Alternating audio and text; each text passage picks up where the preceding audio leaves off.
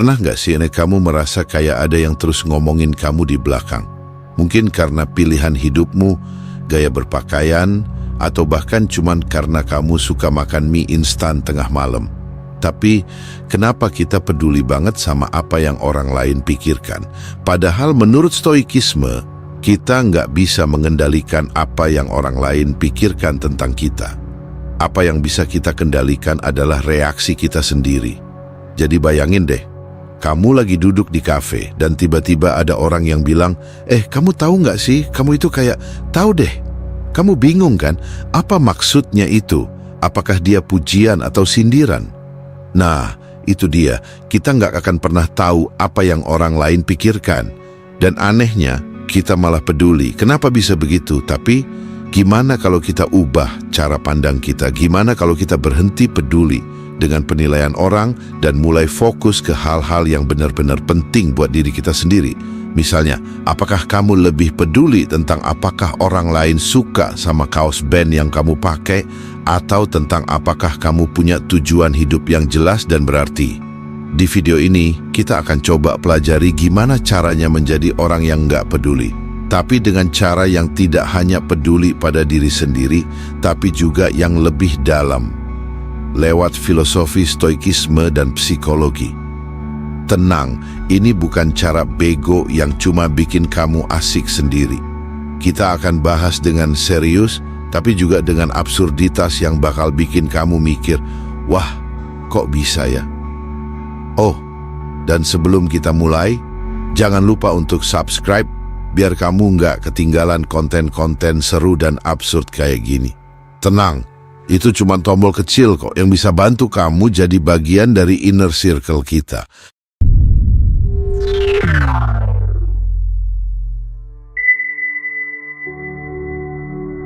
Pernah nggak sih kamu ketemu seseorang yang auranya bikin kagum? Orang ini nggak banyak bicara, tapi setiap gerakannya terukur, setiap kata-katanya penuh arti. Dan yang paling bikin heran, dia kayak nggak peduli sama sekali dengan omongan orang lain. Kita jadi mikir, kok bisa ya dia setenang itu? Apakah dia punya rahasia khusus? Nah, kepercayaan diri tingkat elit seperti itu nggak datang dari sekadar latihan tampil di depan cermin atau motivasi instan. Ini adalah hasil dari menemukan api dalam dirinya sendiri. Tapi, apa sebenarnya maksudnya api dalam diri? Api dalam diri adalah rasa tujuan atau purpose yang begitu kuat sampai-sampai semua hal di luar, termasuk pendapat orang lain, jadi nggak relevan. Orang yang memiliki kepercayaan diri seperti ini biasanya tahu betul apa yang mereka mau dalam hidup. Mereka paham apa yang penting buat mereka dan fokus sepenuhnya untuk mencapai hal itu. Kenapa bisa begitu? Secara psikologi, ini berkaitan dengan konsep teori determinasi diri. Menurut teori ini, manusia merasa lebih percaya diri dan termotivasi ketika mereka melakukan sesuatu yang sesuai dengan nilai-nilai dan tujuan pribadi mereka. Orang yang tahu apa yang mereka inginkan cenderung nggak peduli dengan validasi eksternal karena mereka sudah mendapatkan kepuasan dari dalam. Coba bandingkan, misalnya kamu sedang mengerjakan sesuatu yang kamu cintai, apakah kamu bakal repot-repot peduli kalau ada orang bilang, kok cara kerjamu gitu sih? Mungkin kamu akan dengar, tapi itu nggak akan menghentikanmu. Inilah yang membuat seseorang tampak tak tergoyahkan. Mereka fokus pada api mereka, bukan pada asap pendapat orang lain. Bagaimana stoikisme melihat ini?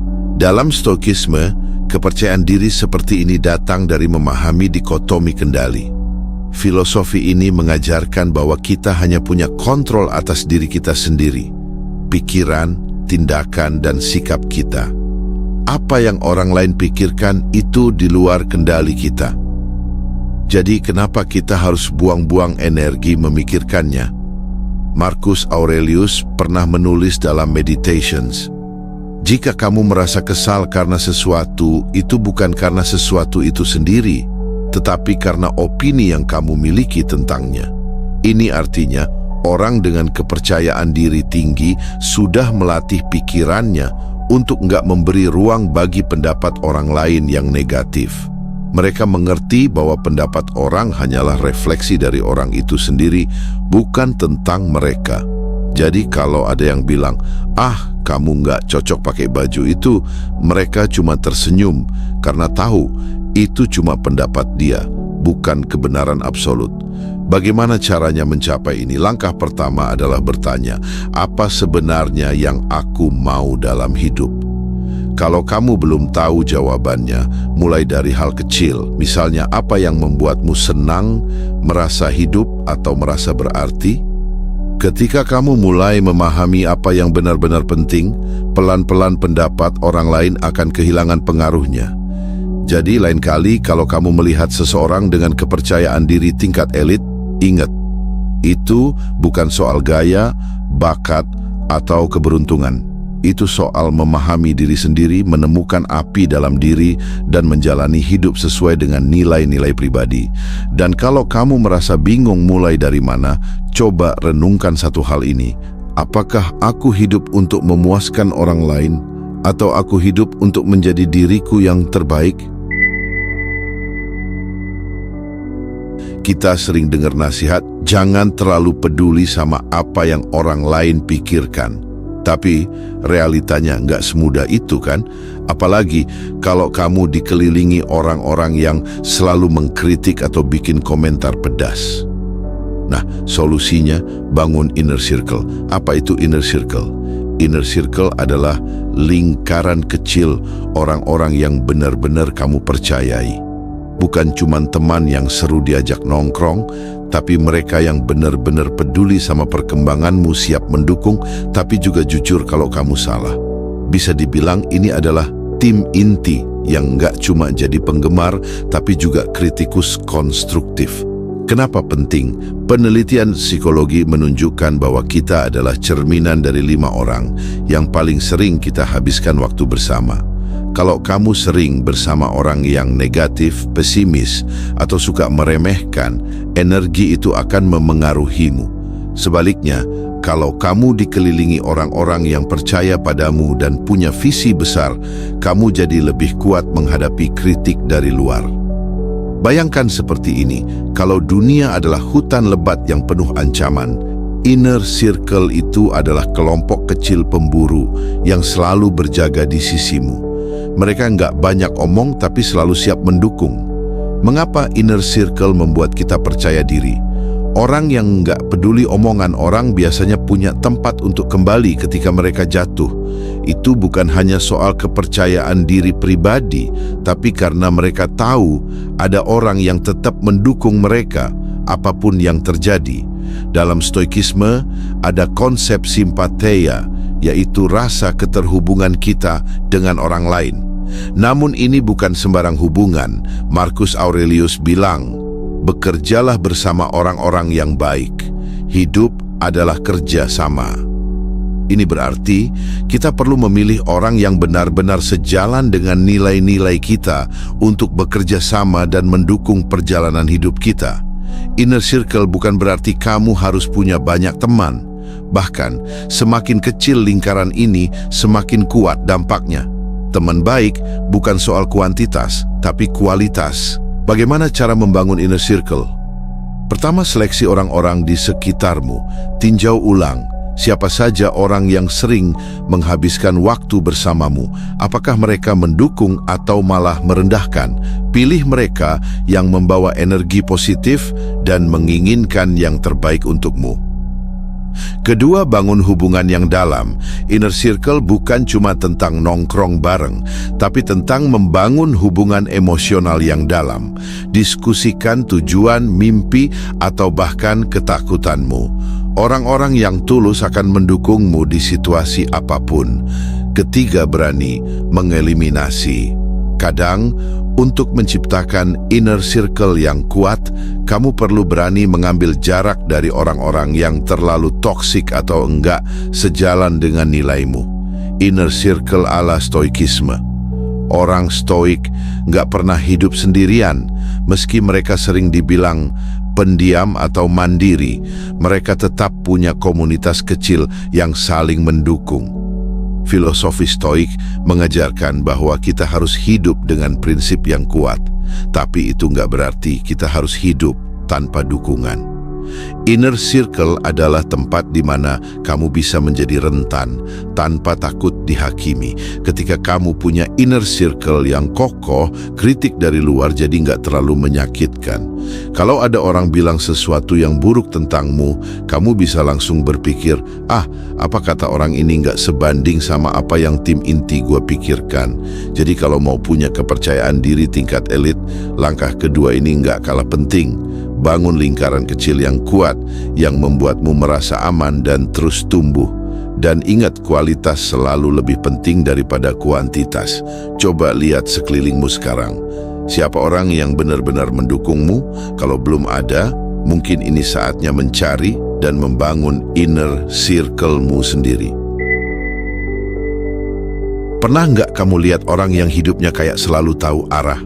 Mau ada drama apapun di luar sana, dia tetap jalan santai. Pas kita bingung mikir, ini gue harus gimana ya? Orang ini malah udah sampai tujuan duluan. Nah, rahasianya ada di sini. Mereka tahu nilai inti mereka. Apa itu nilai inti? Nilai inti itu ibarat GPS moral dan emosional. Prinsip-prinsip yang kamu pegang teguh, nggak peduli seberapa besar tekanan dari luar.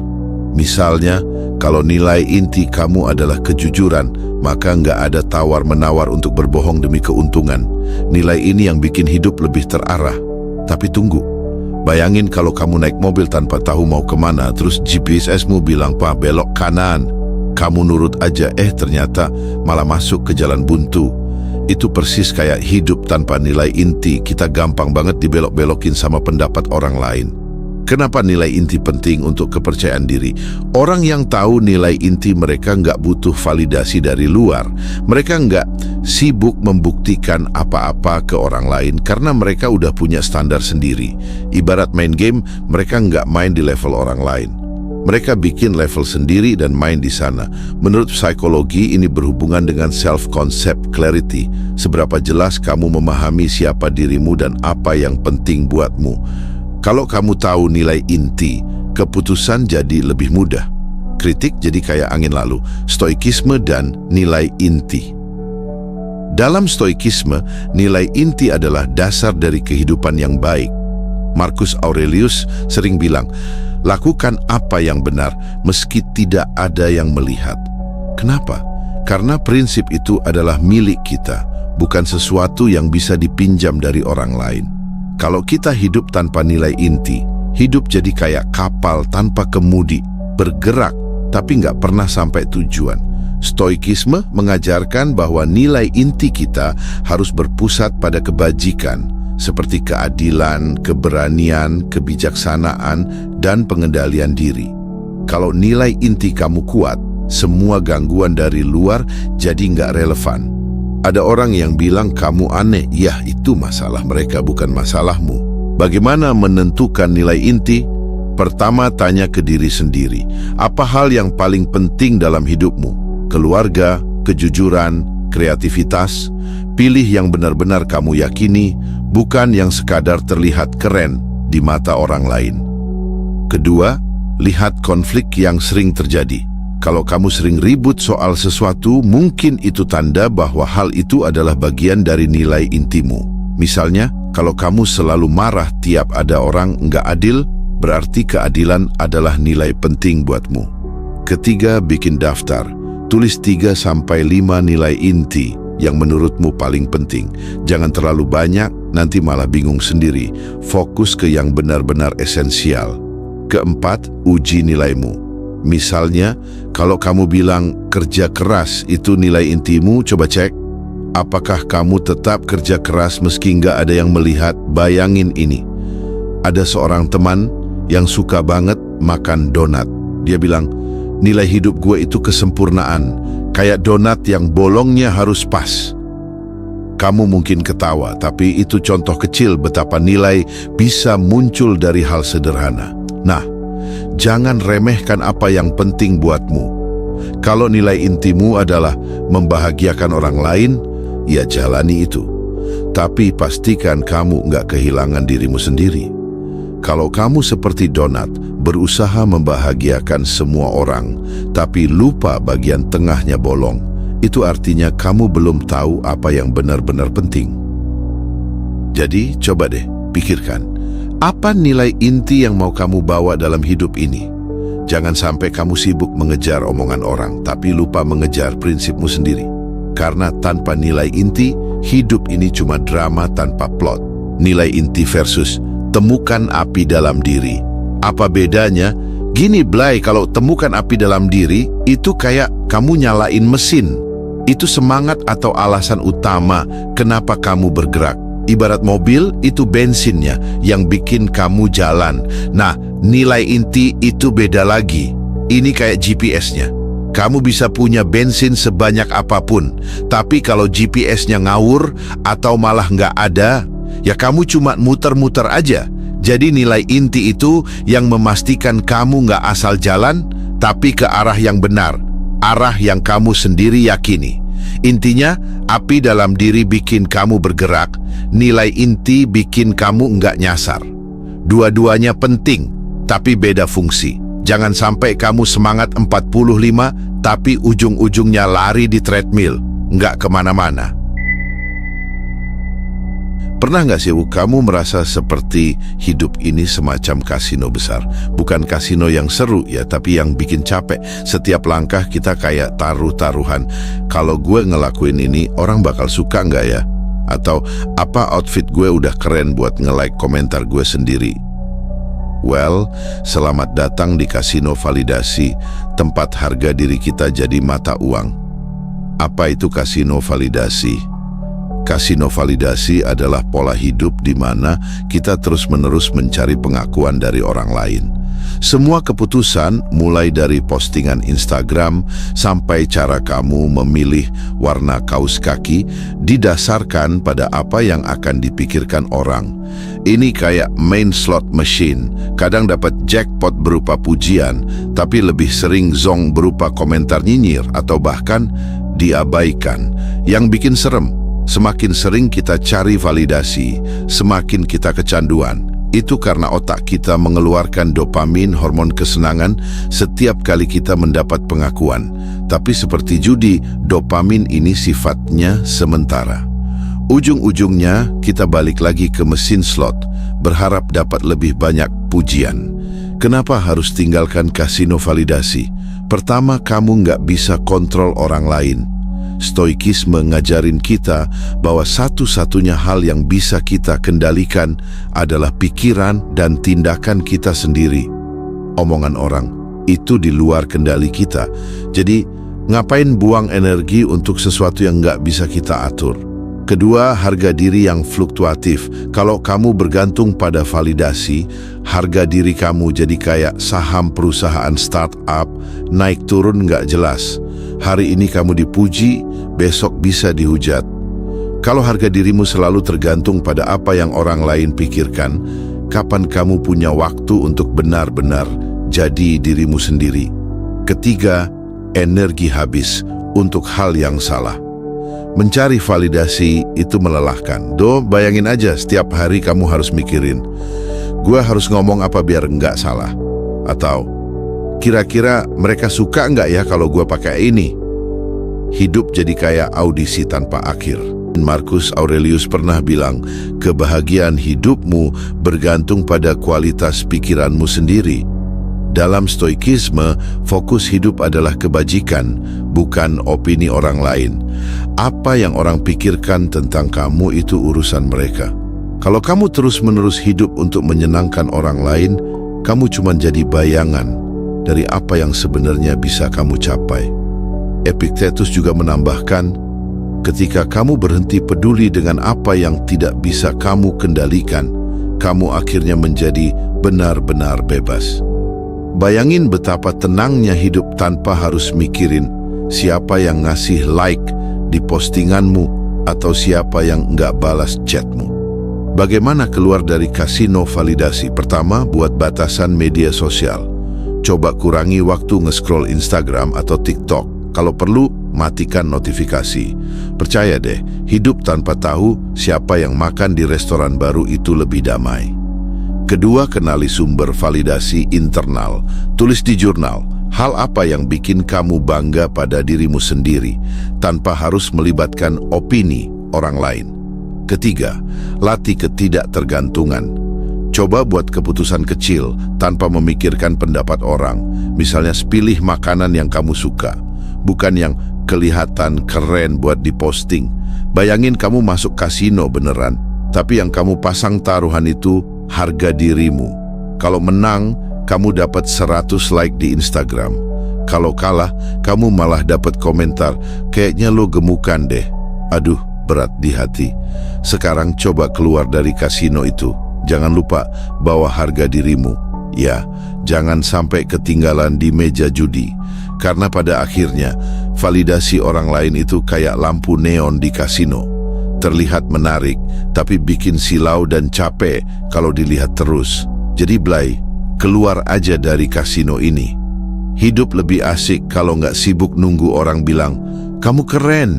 Lagi pula siapa yang butuh validasi kalau kamu udah tahu bahwa dirimu berharga apa adanya. Coba bayangin, suatu pagi kamu bangun tidur, ngelihat cermin terus mikir, kok gua kayak alien ya? Tenang, bukan berarti kamu benar-benar alien. Tapi seringkali kita lebih jago mengkritik diri sendiri dibanding ngasih apresiasi. Itu kenapa self-acceptance atau penerimaan diri jadi tahap paling penting untuk mencapai kepercayaan diri elit. Apa itu self-acceptance? Self-acceptance adalah kemampuan buat menerima diri kita apa adanya, termasuk kekurangan, kegagalan, bahkan jerawat yang muncul tepat di tengah dahi saat kamu mau presentasi penting. Ini bukan soal puas dengan diri sendiri dan berhenti berkembang, ya. Ini lebih ke, gua ngerti kalau gua nggak sempurna, tapi itu nggak bikin gua jadi manusia yang gagal. Mengapa self-acceptance itu penting? Pertama, jadi lebih ringan. Bayangin kalau kamu nggak terus-terusan ngeluh soal betis yang nggak sekencang idola fitness di Instagram atau suara kamu yang nggak semerdu penyanyi karaoke langganan. Kamu bisa fokus ke hal yang benar-benar penting dalam hidup. Kedua, meningkatkan resiliensi. Kalau kamu bisa menerima diri sendiri, kritik atau omongan negatif dari orang lain nggak akan mudah bikin kamu down. Kamu tahu nilai dirimu nggak ditentukan sama apa yang mereka bilang. Ketiga, lebih mudah mencapai tujuan. Ketika kamu nggak sibuk menyalahkan diri sendiri, kamu jadi punya energi lebih buat fokus ke hal-hal yang ingin dicapai. Bagaimana pandangan stoikisme? Dalam stoikisme, ada konsep menarik yang disebut amor fati, mencintai takdir. Epictetus mengatakan, kamu tidak bisa mengontrol apa yang terjadi, tapi kamu bisa mengontrol bagaimana kamu meresponsnya. Artinya daripada terus-terusan ribut soal hal yang nggak bisa diubah, seperti tinggi badan atau bentuk hidung, kenapa nggak fokus ke hal yang bisa kamu kendalikan, seperti gimana cara kamu bersikap? Marcus Aurelius juga pernah bilang, seseorang yang merasa cukup dengan dirinya sendiri tidak akan pernah merasa kekurangan. Artinya, kalau kamu bisa menerima siapa dirimu tanpa syarat, kamu nggak akan terus-terusan cari pelengkap dari luar. Bagaimana mempraktikkan self-acceptance? Pertama, ubah dialog internal. Pernah nggak kamu ngatain diri sendiri dalam hati? Coba ubah dialog itu. Misalnya dari, gue payah banget, jadi gue lagi belajar dan itu wajar. Kedua, jurnal penerimaan. Tuliskan 3 hal setiap hari yang kamu hargai dari dirimu sendiri. Ini nggak harus hal besar kok. Bahkan hal sederhana seperti gue berhasil nggak snooze alarm pagi ini juga bisa jadi pencapaian. Ketiga, berhenti membandingkan. Hidup ini bukan kompetisi siapa yang paling keren di media sosial. Setiap orang punya jalan hidup masing-masing. Fokus ke perjalananmu sendiri. Bayangin kamu lagi main game RPG, dan setiap level kamu harus nerima apa adanya karakter kamu. Kalau karakter kamu pendek, ya udah pendek. Tapi mungkin dia punya kekuatan super kayak ngeluarin laser dari mata. Tapi kalau kamu sibuk ngeluh soal tinggi badan karakter ini, kamu nggak akan pernah sadar kalau dia sebenarnya bisa ngalahin bos terakhir dalam sekali tembak. Nah, hidup juga gitu. Daripada sibuk mikirin kekurangan, kenapa nggak fokus ke kekuatan? Lagi pula, siapa sih yang bilang sempurna itu harus tinggi, ganteng, atau punya ABS? Kalau cermin aja nggak ngejudge kamu, kenapa kamu harus ngejudge diri sendiri? Pada akhirnya, kepercayaan diri tingkat elit itu bukan soal jadi manusia yang sempurna. Itu soal ngerti bahwa kamu nggak sempurna, dan itu nggak apa-apa. Karena, Blay, dunia nggak butuh versi dirimu yang sempurna. Dunia cuma butuh kamu yang apa adanya, tapi terus berusaha jadi versi terbaik dirimu sendiri. Jadi, yuk coba berdamai sama cermin itu. Kalau perlu kasih dia nama biar ngobrolnya nggak kaku kan? Kamu tahu nggak, kepercayaan diri elite itu bukan cuma buat orang-orang yang terlahir kaya, ganteng, atau terkenal. Itu buat siapa aja yang mau ngambil kendali atas hidup mereka sendiri. Gini Blay, semua poin yang udah kita bahas, dari menemukan semangat, menciptakan lingkaran dalam, memutuskan nilai inti, keluar dari kasino validasi, sampai menerima diri sendiri, itu sebenarnya kayak puzzle. Kalau kamu bisa nyusun semuanya, hasil akhirnya adalah versi dirimu yang nggak cuma percaya diri, tapi juga nggak peduli sama omongan orang. Stoikisme ngajarin kita bahwa hidup ini nggak selalu tentang apa yang orang lain pikirkan. Itu tentang gimana kita ngatur pikiran kita sendiri. Marcus Aurelius pernah bilang, hidupmu adalah hasil dari pikiranmu. Jadi kalau kamu terus fokus ke apa yang orang lain omongin, ya selamanya kamu bakal jadi tawanan opini mereka. Tapi kalau kamu bisa belajar nerima diri sendiri, ngejalanin hidup sesuai nilai kamu, dan berhenti cari validasi, kamu udah menang. Tapi begini, Blay, mari jujur, sebentar. Kamu nggak akan pernah bisa bikin semua orang di dunia ini suka sama kamu. Kalau ada yang nggak suka, ya itu bukan urusan kamu. Kamu bukan martabak yang harus selalu cocok buat semua orang. Dan jujur aja, kalau kamu martabak, pasti ada yang bilang topping keju kacang itu terlalu norak. Jadi, kenapa nggak nikmatin aja hidup ini? Ketika kamu sadar kalau nilai dirimu nggak ditentukan sama pendapat orang, kamu bebas. Bebas buat ngejar mimpi, bebas buat jadi diri sendiri, dan bebas buat ketawa walaupun lelucon kamu garing. Coba pikirin ini, kalau kamu berhenti ngejar validasi dan mulai nerima diri sendiri, kira-kira hidupmu bakal seperti apa? Lebih tenang, lebih fokus, atau malah lebih absurd tapi bahagia? Karena pada akhirnya, Blay, kepercayaan diri tingkat elit itu nggak datang dari luar. Itu datang dari gimana kamu memandang dirimu sendiri. Dan kalau kamu bisa berdiri di depan cermin dan bilang, ini gua dan gua baik-baik aja, selamat, kamu udah menang lebih banyak dari yang kamu kira. Jadi sekarang waktunya kamu ambil langkah pertama. Mau mulai dari mana? Itu terserah kamu. Tapi satu hal yang pasti, jangan lupa bersyukur sama cermin. Dia udah nerima kamu apa adanya selama ini kan?